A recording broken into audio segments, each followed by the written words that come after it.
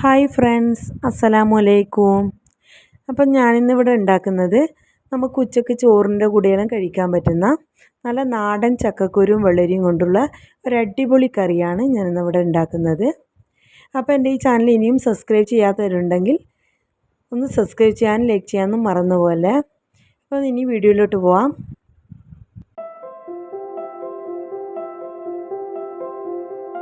അപ്പോൾ ഈ ഒരു കറി ഉണ്ടാക്കാൻ വേണ്ടി ഞാനിവിടെ കുറച്ച് ചക്കക്കുരു എടുത്ത് വെച്ചിട്ടുണ്ട്. പിന്നെ ഒരു വെള്ളരിയുടെ പകുതിയും എടുത്തിട്ടുണ്ട്. ഇനി ഇതിൻ്റെ തൊലിയൊന്ന് കളഞ്ഞു കൊടുക്കുന്നുണ്ട്.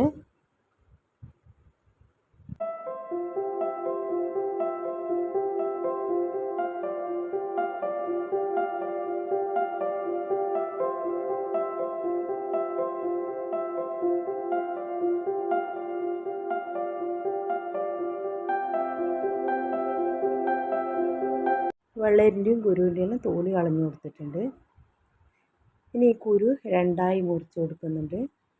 ഇതുപോലെ എല്ലാം രണ്ടായി അരിഞ്ഞു വെക്കുന്നുണ്ട്. വെള്ളരി അതുപോലെ തന്നെ ചെറുതായി അരിഞ്ഞു വെക്കുന്നുണ്ട്.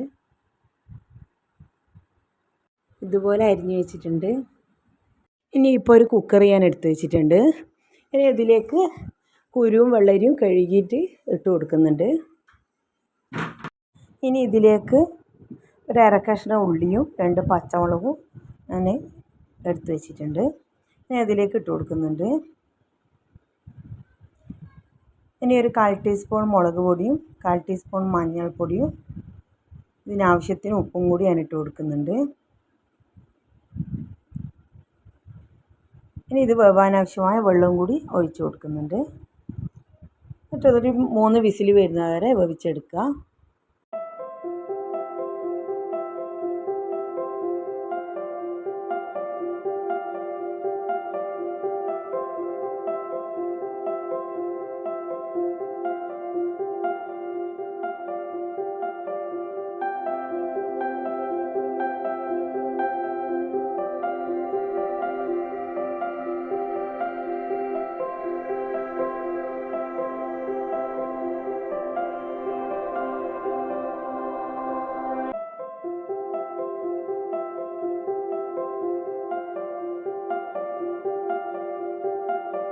ഇനിയിപ്പോൾ ഇതാ 3 വിസിലടിച്ചതിന് ശേഷം ഞാനൊന്ന് ഓഫാക്കി കൊടുത്തിട്ടുണ്ട്.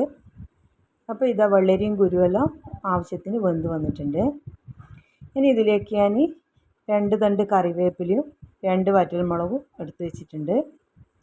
ഇനി ഒരു മൺചട്ടി ഞാൻ അടുപ്പിലേക്ക് വെച്ച് കൊടുത്തിട്ടുണ്ട്. ഇനി ഇതൊന്ന് ചൂടാകുമ്പോൾ ഇതിലേക്ക് ഞാൻ വെളിച്ചെണ്ണ ഒഴിച്ച് കൊടുക്കുന്നുണ്ട്. വെളിച്ചെണ്ണ നല്ലവണ്ണം ചൂടായി വന്നിട്ടുണ്ട്. ഇനി ഇതിലേക്ക് ഞാൻ കുറച്ച് കടുക് ഇട്ട് കൊടുക്കുന്നുണ്ട്. അപ്പോൾ കടുക് പൊട്ടുമ്പോൾ ഇതിലേക്ക് വറ്റൽമുളകും കറിവേപ്പിലയും കൂടി ഞാൻ ഇട്ട് കൊടുക്കുന്നുണ്ട്. നേരത്തെ വേവിച്ച് വെച്ച കുരുവും വെള്ളരിയും കൂടി ഞാൻ ഇതിലേക്ക് ചേർത്ത് കൊടുക്കുന്നുണ്ട്.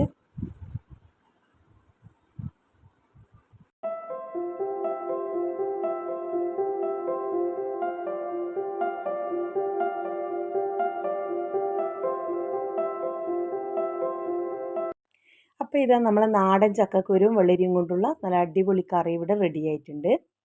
അപ്പം നിങ്ങൾ ഇതുപോലെ ഉണ്ടാക്കി നോക്കുക. അഭിപ്രായങ്ങൾ കമൻറ്റ് ബോക്സിൽ അറിയിക്കുക.